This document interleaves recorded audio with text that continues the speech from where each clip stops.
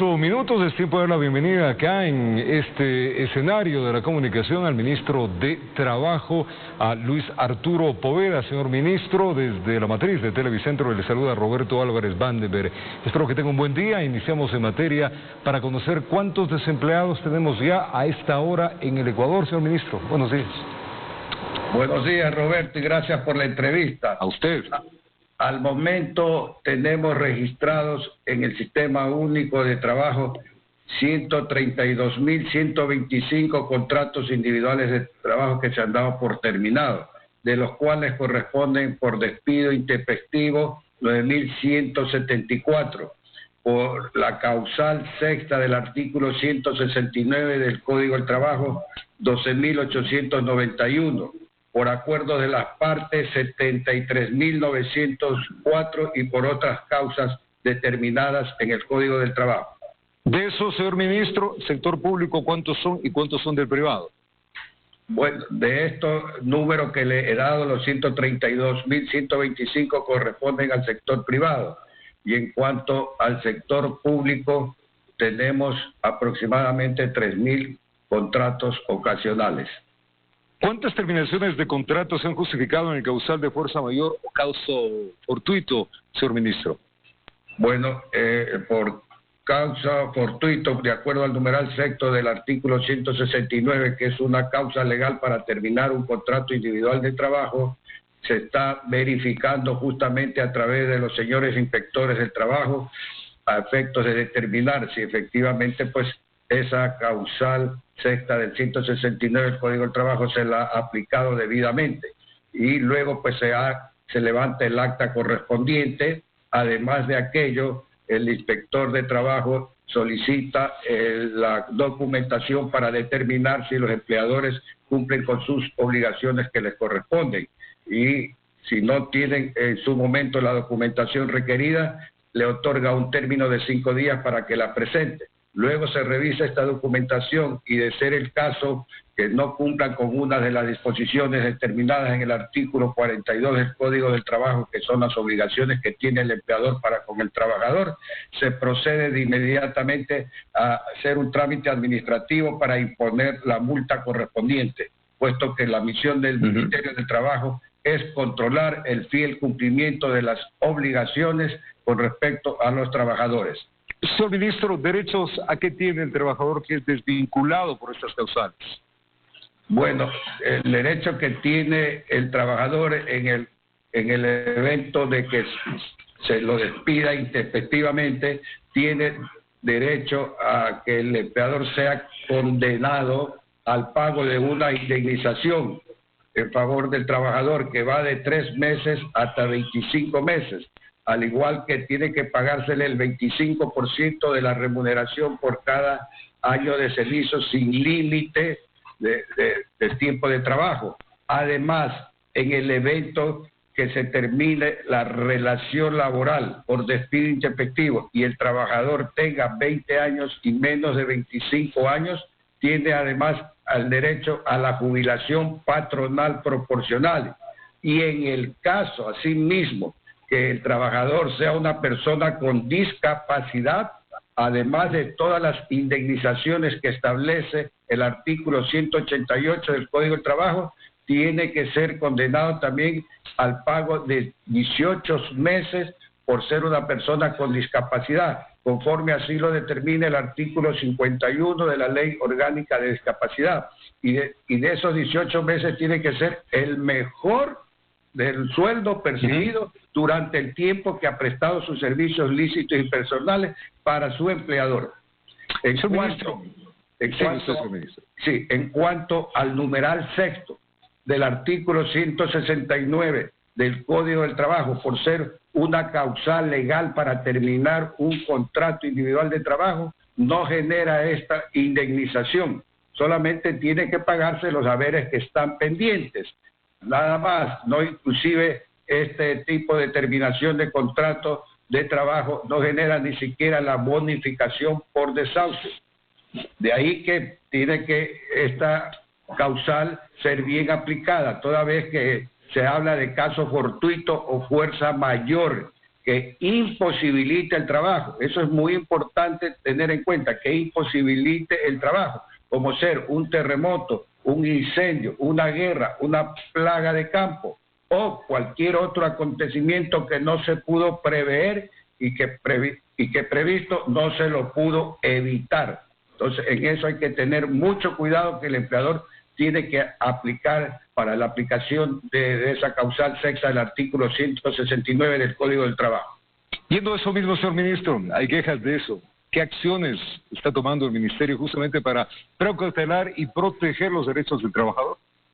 Bueno, en este momento, como le vuelvo y le repito, el Ministerio tan pronto conoce de estas denuncias, inmediatamente el Departamento de Inspección va al lugar de trabajo para verificar, constatar de que se ha producido por esa causal y se levanta una acta correspondiente. Y en muchos de los casos se llama al diálogo social al empleador para que dé una explicación y ver la manera como se llega a un acuerdo. Y en la mayoría de los casos los empleadores nos han indicado, ¿verdad?, de que una vez que se reanuden las actividades de forma normal, ellos los volverán a contratar, toda vez que han tomado esa medida por situación de liquidez. Entonces, porque dicen, pues tenemos la empresa cerrada, no producimos, como consecuencia no hay liquidez, y al no haber liquidez, ¿cómo cubrimos las remuneraciones? ¿Cómo pagamos los aportes al IES y otros gastos más, como es los proveedores, etcétera, etcétera? Entonces, sin embargo, el Ministerio de Trabajo hace de mediador, de componedor y de facilitador para buscar un acuerdo, que es muy importante en este momento los acuerdos, para así salir adelante de esta grave crisis que está viviendo el país, como la crisis sanitaria, económica y social. Y no solamente en nuestro país, sino el mundo entero. Entonces es el momento de grandes sacrificios, de colaboración de parte y parte, en este caso de los actores de la relación laboral. Señor ministro, la figura del paro patronal, ¿esta se la puede utilizar? Claro, el paro patronal está determinado claramente en nuestra legislación laboral, que es la suspensión del trabajo por parte de un empleador o varios empleadores. En el caso del teletrabajo, señor ministro, ¿cómo se lo va a aplicar y en qué ámbitos? Bueno, el caso del teletrabajo ha tenido mucha acogida durante esta crisis sanitaria. Tenemos a la presente que están registrados esta modalidad del teletrabajo en el Ministerio, 419.821 trabajadores que se han acogido a esta modalidad, de los cuales tenemos que el sector privado ha utilizado 133.420 esta modalidad y el sector público 286.401. Este teletrabajo se va a seguir utilizando, se va a priorizar para aquellas personas de atención prioritaria. Esa es la disposición que se ha dado a través de los acuerdos ministeriales. Señor ministro, en esto del teletrabajo se está preparando un reglamento, algo para tener claro tanto para el patrono como para el empleador.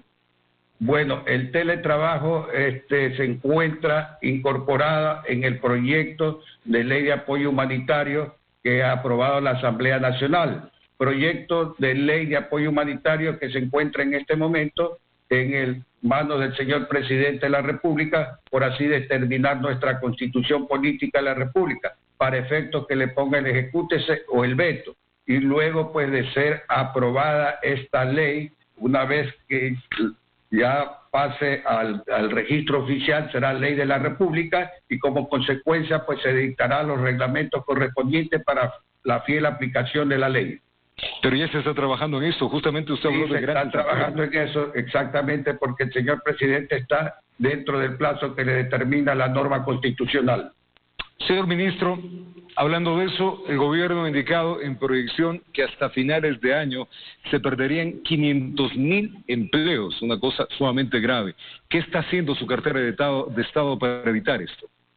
Bueno, nosotros como Ministerio de Trabajo estamos activando en el día a día los diálogos sociales a efectos de mantener reuniones tanto con el sector de los trabajadores como el sector de los empresarios para fin de lograr que se evite la terminación de estos contratos de trabajo. Y como vuelvo y le repito, sí hemos tenido respuesta favorable, en el sentido de que van a volver a ser contratados estos trabajadores que por una u otra causa han terminado la relación laboral.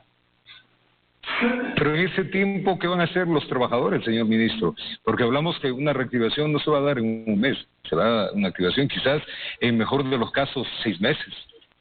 Sí, efectivamente, ellos han cobrado sus liquidaciones, como le vuelvo y le repito, y las liquidaciones por las cuales se ha terminado los contratos individuales de trabajo están más enmarcados en los acuerdos de las partes, que es justamente en aplicación al numeral segundo del artículo 169. Entonces, en estos acuerdos por las partes existe el pago de la bonificación por desahucio por cada año de servicio del trabajador, es decir, el 25% de la remuneración del trabajador recibe por cada año de servicio, y luego de esto, pues, nos han indicado los empleadores que tan pronto se normaliza las actividades ya vuelven a la normalidad, los volverán a contratar. Entonces, estamos activando también, pues, el centro de mediación que tiene el Ministerio de Trabajo, debidamente registrado y autorizado por el Consejo Nacional de la Judicatura, a efecto que todos estos acuerdos queden plasmados dentro de una acta, con lo cual tendría valor legal y eficacia jurídica dicho instrumento. Señor ministro, yendo a eso mismo, ¿cuántas denuncias ustedes están atendiendo en estos días? Porque usted me dice que les están pagando. Bueno, ¿cómo verificar cuántas denuncias efectivas? Yo le doy una. Nosotros presentamos de un empleado que estuvo laborando 20 años en una empresa, entre 18 y 20 años, y su liquidación fue de $400. Entonces, ahí debe haberse aplicado el numeral sexto del artículo 169 del Código del Trabajo. ¿Pero es legal eso? Bueno, la ley como tal está vigente. Lo importante es que el empleador tiene que saber aplicar esa disposición, porque en el caso que no la aplique tal cual como está en la norma legal correspondiente, esa liquidación puede ser impugnada en su momento por el propio trabajador y determinarse de que no ha sido bien aplicada por parte del empleador. En su momento podría un juez de derecho mandar a pagar el despido intempestivo. Pero ¿cómo, señor ministro, a ver, cómo saber que es justo lo que le están entregando? ¿A usted le parece que un empleado de 20 años le entregan $400? Por supuesto, porque ese tipo de terminación de contrato individual de trabajo no genera ningún tipo de indemnización, ni siquiera la bonificación por desahucio. Entonces, eso es muy importante que conozca la ciudadanía. Entonces, lo que tiene que hacer en su momento el inspector, investigar, levantar el acta correspondiente y, si él no está conforme con esa liquidación, impugna ante la función judicial, ante un juez de trabajo. Pero, sin embargo, nosotros como Ministerio de Trabajo estamos haciendo de moderadores para buscar un acercamiento entre el empleador y el trabajador y buscar un acuerdo que sea satisfactorio para las partes. Ministro, ¿cuántas denuncias tienen de esto en el Ministerio? ¿Y con cuántos empleados que están hecho cargo en este momento de los diferentes casos? ¿Vamos a lograr? Denuncias tenemos 2.144. Entre denuncias por terminación de contratos individuales de trabajo y también por seguridad y salud en el trabajo. Recordemos que el reglamento de seguridad y trabajo hoy por hoy es la vida de los trabajadores. Entonces nosotros estamos haciendo un estricto seguimiento para que se cumplan con todos los protocolos de bioseguridad y en especial el reglamento de seguridad y salud en el trabajo. ¿Cuántos inspectores tiene el Ministerio de Trabajo para esto, señor ministro? El Ministerio de Trabajo a nivel nacional contamos con 135 inspectores provinciales del trabajo. ¿Se van a alcanzar para estos 2.300 casos que me dice que en poco tiempo les puedan restablecer los haberes, identificar si las empresas hicieron uso correcto de este causal 169? Bueno, estamos trabajando día a día, haciendo las respectivas inspecciones, estamos asimismo verificando el cumplimiento de las obligaciones de los empleadores. Eso es muy importante porque tenemos que nosotros velar y cuidar por los derechos de los trabajadores, que es la parte más débil de la relación laboral por norma constitucional y por norma legal. Y nosotros además tenemos que proteger y amparar al más débil. Y con este escenario, señor ministro, que estamos hablando, que es un escenario de crisis, conflictivo, ¿cómo cambia justamente el mercado laboral en nuestro país? Bueno, con esta situación el mercado laboral está deprimido, pero también debemos recordar y hacer hincapié de que el gobierno nacional tiene un programa que se llama Reactívate Ecuador, un programa que cuenta con más de 1.150 millones. ¿Con qué fin? Con el fin justamente de cubrir las nóminas, así como los costos operativos de las micro, pequeñas o medianas empresas, a través de un crédito que lo puede realizar en el Banco del Pacífico con un interés de hasta el 5% a 3 años plazos y 6 meses de gracia. Recuerde usted que una de las grandes preocupaciones del gobierno nacional es justamente sostener el empleo, así como también sostener a las empresas. Y este gobierno lo ha enunciado a través del señor presidente de la República en su informe a la Asamblea Nacional, que el último año de su gobierno se va a basar en 4 ejes. Primero, salud. Segundo, alimentación, empleo y dolarización. Entonces, clarísimo, señor ministro, clarísimo, pero a ver, volvamos al tema de los acuerdos que usted tanto habla y que el gobierno nacional también habla entre trabajadores y empleadores. Ok, vamos a llegar a un acuerdo, ¿se debe registrar en el Ministerio de Trabajo?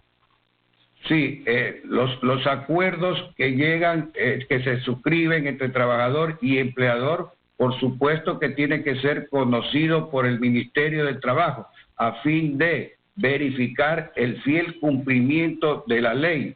Y además tenemos el Departamento de Mediación Laboral, donde se plasma el acuerdo a través de un documento que tiene el valor de sentencia. ¿Estos acuerdos tienen que ser, señor ministro, en base al sueldo mínimo o le proponen, vamos a ponernos a un caso, le proponen más bajo del sueldo mínimo?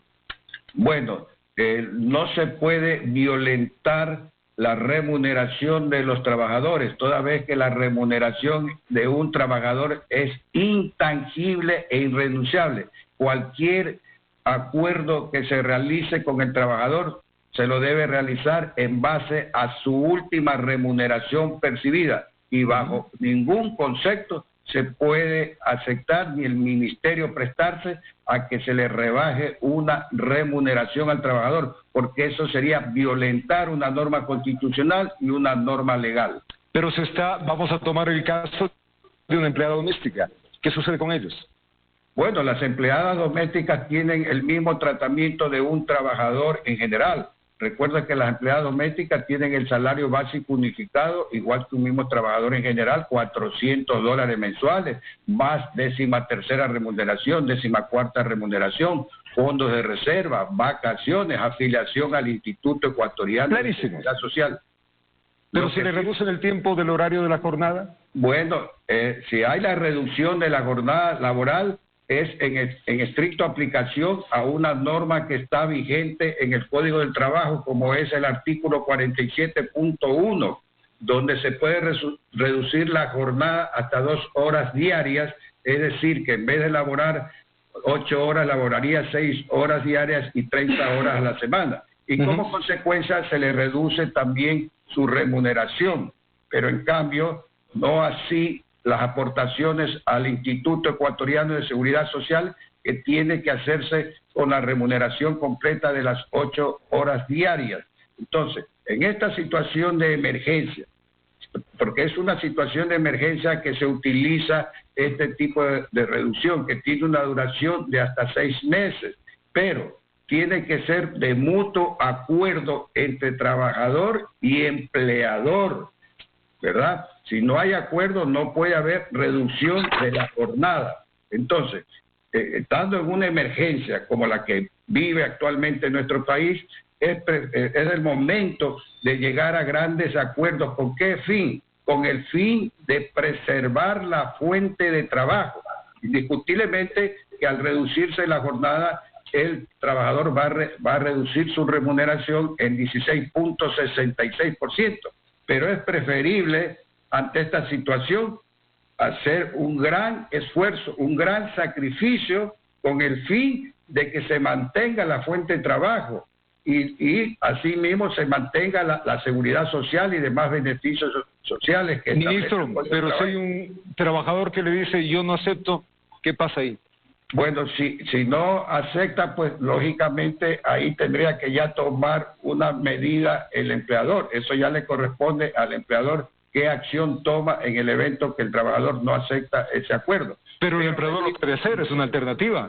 Claro, porque yo le digo que en la práctica el trabajador está consciente de la realidad que vive el país. Sin duda. Entonces, y él conoce las necesidades por las que está atravesando su empresa. Por consiguiente, sí se llega a ese acuerdo, porque el trabajador dice, bueno, esto es una medida emergente, es por 6 meses, entonces yo prefiero tener mi puesto de trabajo, tengo mi seguridad social, tengo mis otros beneficios que establece la ley, a cambio pues de mantener mi trabajo y no perder justamente el empleo, que es lo que más cuida el trabajador en estos momentos. Para ser claro, señor ministro, esa es la opción que tiene el empleador, o sea, él sabrá qué hacer ese momento que un empleado le diga, no me cojo.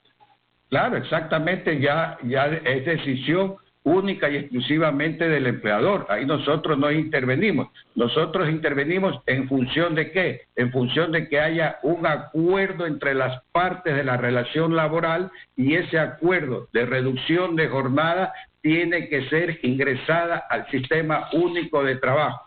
¿Qué es esta jornada especial de trabajo, señor ministro?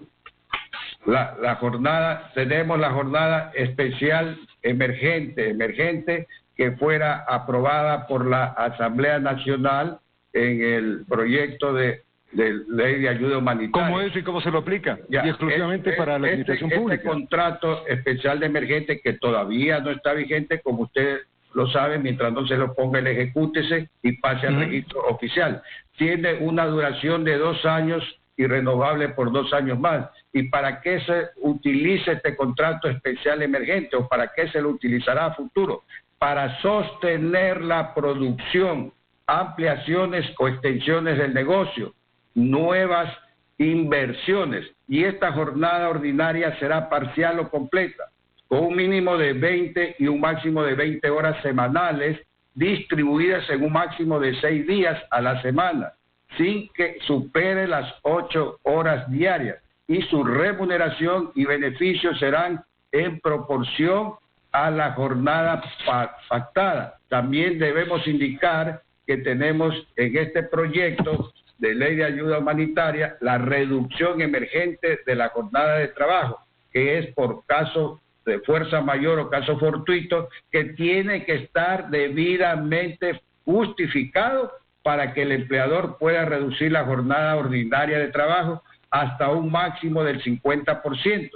Debiendo la remuneración del trabajador no ser menor al 55% de la fijada antes de la reducción, y el aporte al IES se pagará en base a la jornada reducida. ¿Y qué le corresponde al ministerio? Al ministerio le corresponde justamente conocer de parte del trabajador qué periodo de la jornada reducida ha utilizado y la nómina de los trabajadores que están inmersos en esta reducción. Por consiguiente, el empleador está en la obligación de la reducción de emergente de la jornada, ingresar al SUB. Eso es muy importante que se conozca. Asimismo, durante el tiempo que dure la jornada reducida, las empresas bajo ningún concepto podrán repartir dividendos.